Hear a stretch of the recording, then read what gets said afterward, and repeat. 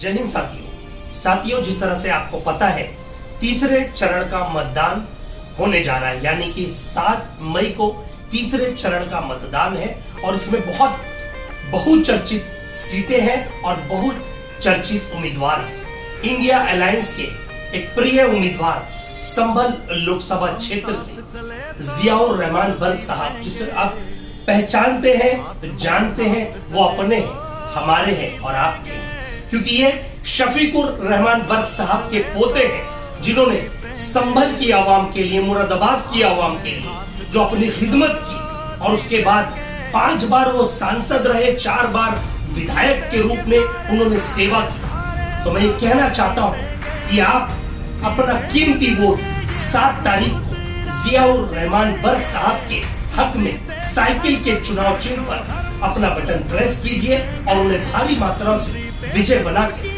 उन्हें लोकसभा में भेजिए। लेकिन मैं कुछ बैक फ्लैश में आपको ले चलता हूं। मैं बताना चाहता हूं, जब आप ईवीएम मशीन के पास जाओ अपना कीमती वोट देने, उस वक्त थोड़ा ये जरूर सोच लेना, ये आपके भविष्य के लिए, ये आपके बच्चों का मुस्तकबिल तय करेगा। ये याद रखिए, जिन्होंने सीए के नाम पे, एनआरसी के नाम पे, एनपीआर के नाम पे जबरन तरीके से देश में दंगे कराए और तमाम बेकसूरों को यूएपीए के तहत जेल की सलाखों से पीछे भेज दिया, यहाँ तक कि उनके ऊपर एनएसए एक्ट लगा दिए।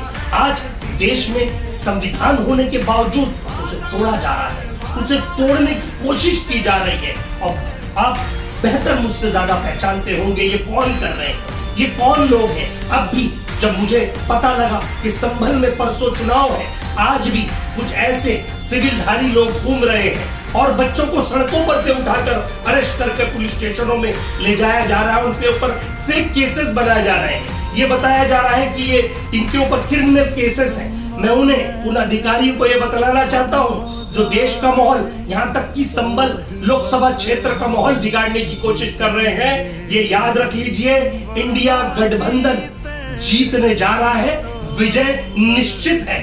ये हार और ये डर, ये भय बता रहा है। जिस तरह से बच्चों को अरेस्ट किया जा रहा है, महिलाओं पे जबरन कार्रवाई हो रही है। आज उत्तर प्रदेश का रेशियो देख लीजिए, महिलाएं सेफ नहीं है, हमारे बच्चे सेफ नहीं है। कानून के नाम पे सिर्फ धज्जियां उड़ाई जा रही है, क्रिमिनल रेशियो बढ़ाया जा रहा है। लेकिन जब आवाम आवाज उठाती है तो उन्हें क्या मिलता है? यूएपीए के तहत उन्हें जेल की सलाह पर दिया जाता है।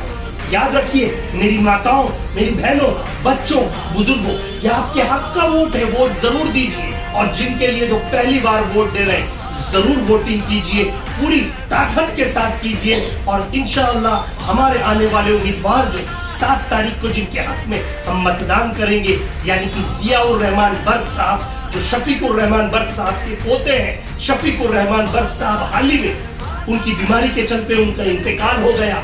जो संभल को संभाला करते थे, पूरे देश में उनकी चर्चाएं थी। लोकसभा में जब शेर की दहाड़ गूंजती थी तो कोई और नहीं, शफीकुर रहमान बर्क साहब थे।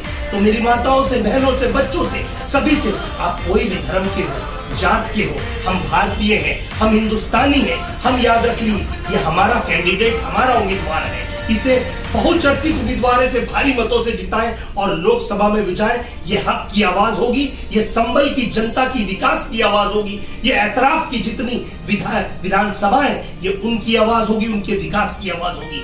याद रख लीजिए, जो अपोजिशन है वो डर चुका है, खेमे में है, डर के खेमे में है, परेशान है। इसलिए आनन फानन में उलट सुलट कुछ भी कार्रवाई हो रही है। हमें किसी से लड़ना नहीं है, हमें झगड़ना नहीं है, कानून के माध्यम से जवाब देना है, लीगल एक्शन लेना है। लेकिन अगर वो फिर भी आपसे करें, उनके वीडियो रिकॉर्ड कीजिए और उसे फॉरवर्ड कीजिए, दिखाइए कि किस तरह से बदसलूकी की जा रही है, किस तरह से ये तानाशाही हो रही है। लेकिन हमें जवाब देना है अपने कलम से, अपने वोटों से, क्योंकि आपको पता है हमारे देश के यशस्वी प्रधानमंत्री जी ने अपनी लास्ट लोकसभा में क्या कहा था कि मैं ऐसे बिल लाने जा रहा हूं जो 100 साल तक देश याद करेगा। मतलब इन्होंने ये भी कह दिया कि अगर ये इंडिया अलायंस जीत के आती है तो ये मुसलमान जमीनें कब्जा करेंगे, ये औरतों के मंगलसूत्र छीन लेंगे, तरह तरह की अफवाहें और ये डर का माहौल पैदा इसलिए किया जा रहा है क्योंकि इन्हें पता है मुसलमान सक्षम है, इस देश का नागरिक है, भारतीय संविधान को मानने वाला है और उस पर बाखूबी चलने वाला है। संविधान डॉक्टर बाबा साहेब अम्बेडकर ने बनाया और संविधान पे भारतीय नागरिक होने के नाते हमारे पास पूरा हक है, अधिकार है, हम उसे अपनाएं और माने। अपने आईडी कार्ड लेके जाइए, अपनी वोटिंग कीजिए, आपको कोई रोकता है तो उसे कानून के माध्यम से जवाब दीजिए, लेकिन वोट जरूर दीजिए। जीत निश्चित है इंशाअल्लाह ताला। ऐसा लग रहा है अब वक्त आ गया है जश्न का। 7 तारीख को सबसे पहले अपना वोट दीजिए, उसके बाद दूसरों का वोट दिलाइए। मैं अभी से कहना चाहता हूं कि जियाउर रहमान बर्क साहब के हक में वोट दीजिए। साइकिल का चुनाव चिन्ह और जो उम्मीदवार है इंडियन अलायंस के और राहुल गांधी और अखिलेश यादव जी के सबसे प्रिय उम्मीदवार जियाउर रहमान साहब बर्क साहब के हक में वोट दीजिए। चलता हूं, मैं आपका advocate Shan Elahi, supreme court of India member और बॉम्बे हाई कोर्ट से। जय हिंद साहब।